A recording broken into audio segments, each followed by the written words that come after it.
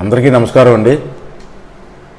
మన రాష్ట్రంలో పోలవరం పూర్తి చేయగలిగితే మనందరి జీవితాలు కూడా బాగుపడతాయని కొన్ని లక్షల మంది రైతులు ఎదురు చూస్తున్నారు. రైతు పక్షపాతి అయినటువంటి మోదీ గారు ఈ పోలవరం ప్రాజెక్ట్ పూర్తి చేస్తారని ఎంతో ఆశతో ఎదురు చూస్తున్నాం. ఇంకేదంటే ఇది కేంద్రం ప్రాజెక్ట్ కాబట్టి మోదీ గారు తప్పనిసరిగా పూర్తి చేస్తారని ఎంతో ఆశలు పెట్టుకున్నారు రైతులందరూ కూడా, మేమందరం కూడా. కానీ మా దౌర్భాగ్య ముఖ్యమంత్రి మూర్ఖత్వం వలన, చేతకాని మంత్రి నీటిపారుదల శాఖ మంత్రి వలన,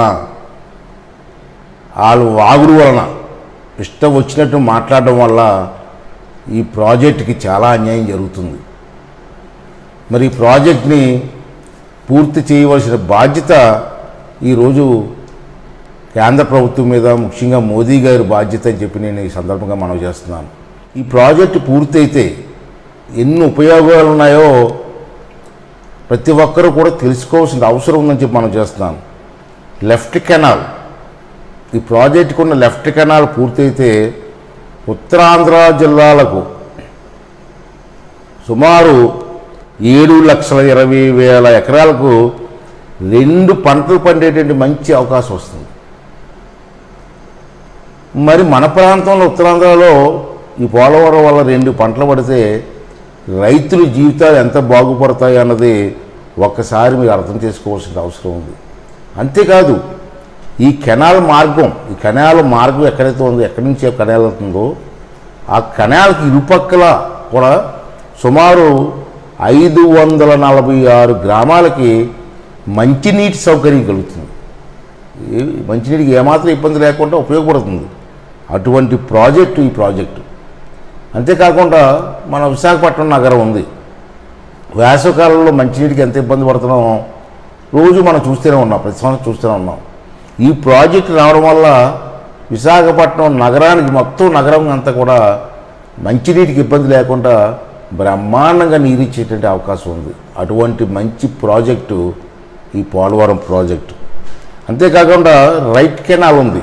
ఈ రైట్ కెనాల్ కూడా దేనికి ఉపయోగపడుతుందంటే, రైట్ కెనాల్ ద్వారా వచ్చినటువంటి 80 టీఎంసీల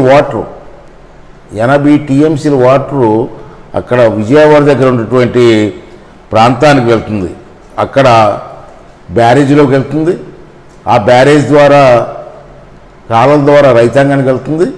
అక్కడ రైతులకు కూడా ఉపయోగంతో పాటు మంచినీటి సౌకర్యం కూడా ఏర్పాటు చేయడానికి ఎంతో ఉపయోగపడే ప్రాజెక్టు ఏదైనా ఉందంటే ఇది పోలవరం ప్రాజెక్టు. అందుకే ఈ ప్రాజెక్టు అంత ఇంపార్టెన్స్. అందుకే రైతులందరూ కూడా ఈ ప్రాజెక్ట్ ఇప్పుడు కాదు, నేను చిన్నప్పటి నుంచి విన్నాను పోలవరం ప్రాజెక్టు అని. మరి పోలవరం ప్రాజెక్టు ఈవేళ ఇప్పటికి కూడా పూర్తి అవ్వకపోవడం చాలా బాధాకరమైన విషయం. అంతేకాకుండా ఈవేళ ఈ పోలవరం ప్రాజెక్టు పూర్తి అవడం వల్ల మన రాష్ట్రానికి సుమారు 960 మెగావాట్ల జల విద్యుత్ ఉత్పత్తి అవుతుంది.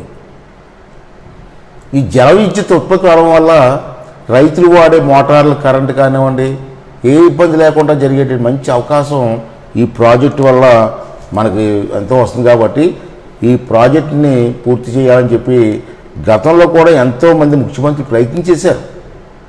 చేయలేదని నన్ను అంజీ గారు కానివ్వండి, మిగతా ముఖ్యమంత్రులు గారు కానీ, అలాగే రాజశేఖర గారు కానీ అందరూ కూడా ప్రయత్నాలు చేశారు, కానీ పూర్తి చేయలేకపోయారు.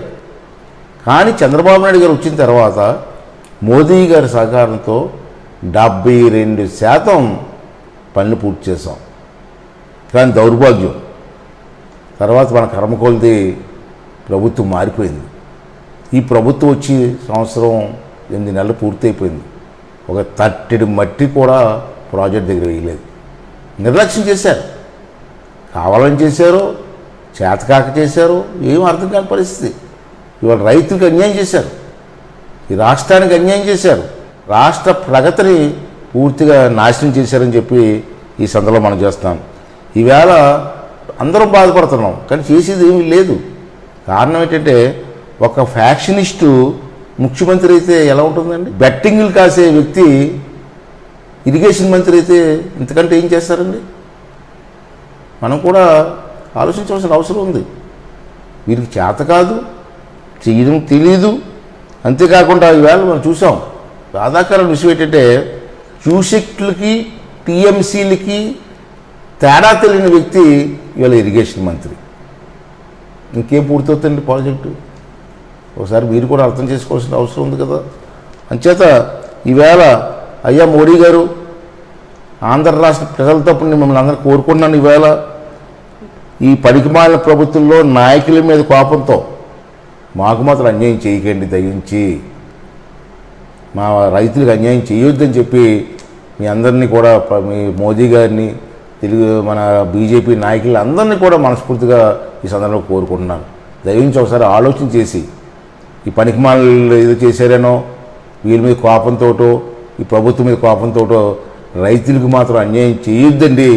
దయించి ప్రాజెక్టు మీద దృష్టి పెట్టి ఈ ప్రాజెక్టును త్వరగా పూర్తి చేయడం కోసం మోదీ గారు ప్రయత్నం చేయాలని చెప్పి మరొకసారి ఆ ప్రభుత్వానికి, మోదీ గారికి నా నమస్కారం తెలియజేస్తూ రిక్వెస్ట్ చేస్తానండి. దయించి ఒకసారి ఆలోచన చేయమని చెప్పి కూడా ఈ సందర్భంలో కోరుకుంటున్నాను.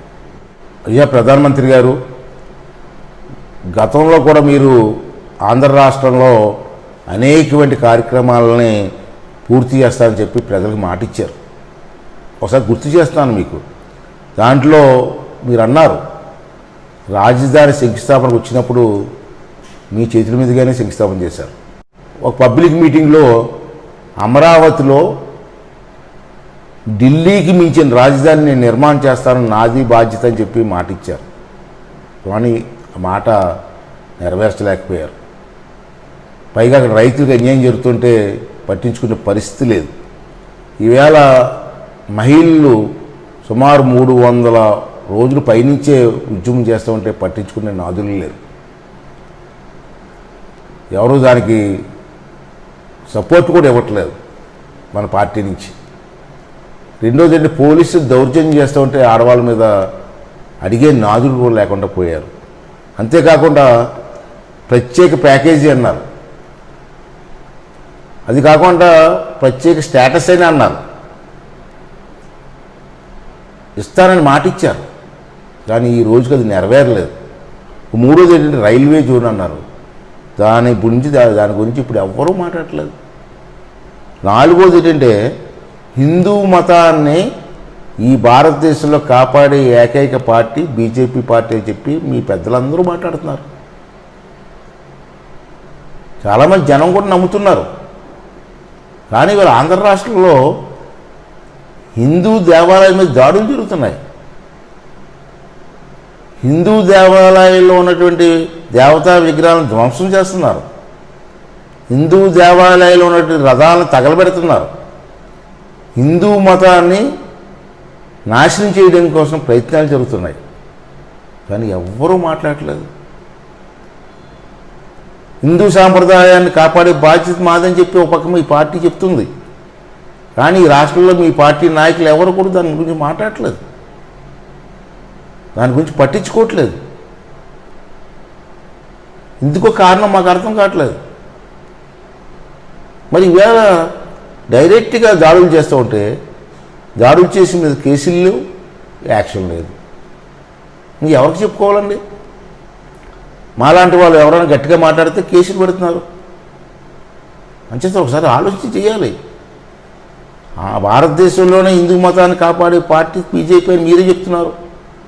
ఇప్పుడు ఆంధ్ర రాష్ట్రం కూడా భారతదేశంలో భాగం, దీని మీద దృష్టి పెట్టవలసిన అవసరం ఉందని చెప్పి మనం చేస్తున్నాను. అలాగే మీ పార్టీ నాయకులు కూడా ఆదేశాలు ఇచ్చి ఈవేళ రాష్ట్రంలో జరుగుతున్న దౌర్జన్యాల మీద వాళ్ళని కూడా మాట్లాడవలసిన అవసరం ఉంది. నా ఆదేశాలు కూడా మీరు ఇచ్చి, మీరు కూడా ఎవరి మీద కోపం మీద మాకు అన్యాయం చేయడం కూడా వీల్లేదు. మీరు తప్పనిసరిగా ఆంధ్ర రాష్ట్రం దృష్టి పెట్టి ఆంధ్ర రాష్ట్ర రైతాంగాన్ని, మమ్మల్ని, మన హిందూ సాంప్రదాయాన్ని కాపాడవలసిన అవసరం ఉందని చెప్పి ఈ సందర్భంలో మనం చేస్తున్నాం. మోదీ గారు ఈ రాష్ట్రంలో ఉన్నటువంటి అవినీతి నాయకుల మీద కోపంతో ఈ రాష్ట్రంలో ఉన్నటువంటి లక్షలాది రైతులకి అన్యాయం చేయొద్దు సార్. మిగతా విషయాలు ఎలా ఉన్నా ఈ పోలవరం ప్రాజెక్టు పూర్తి చేసి రైతులందరికీ కూడా న్యాయం చేసి మరి ముందుకు తీసుకువెళ్తారని చెప్పి మనస్ఫూర్తిగా నేను ఆశిస్తున్నానండి. అదేవిధంగా మా రాష్ట్రంలో ఆంధ్ర రాష్ట్రంలో మీ బీజేపీ నాయకులు చాలామంది ఉన్నారు. వాళ్ళందరినీ కూడా నేను రిక్వెస్ట్ చేసేది ఏంటంటే రాష్ట్ర ప్రయోజనాలు దృష్టిలో పెట్టుకోండి. రాష్ట్ర ప్రయోజనాలు దృష్టిలో పెట్టుకొని, రైతుల ప్రయోజనాలు దృష్టిలో పెట్టుకొని, మిగతా విషయాల గురించి నేను మాట్లాడలేదు. ఇవాళ ముఖ్యంగా పోలవరం ప్రాజెక్టుకి చాలా టైం అయిపోయింది. ఇంకా మహా అయితే 3 సంవత్సరాలు ఉంది. ఈ 3 సంవత్సరాలని పోలవరం ప్రాజెక్టు పూర్తి చేసి మోదీ గారి చేతుల మీదుగా మళ్ళీ దాన్ని ప్రారంభోత్సవం చేసి రైతుల కళ్ళల్లో ఆనందం చూడడం కోసం మీరు అందరూ ప్రయత్నం చేయాలని చెప్పి ఈ రాష్ట్రంలో ఉన్నట్టు బీజేపీ నాయకులందరికీ మనస్ఫూర్తిగా నా నమస్కారాలు చెప్పుకుంటూ వేడుకుంటున్నాను. దయించి మీరందరూ కూడా ఈ పోలవరం ప్రాజెక్టు మీద దృష్టి పెట్టాలని చెప్పి మరొకసారి కోరుకుంటూ సెలవు తీసుకుంటున్నాను. జై హింద్.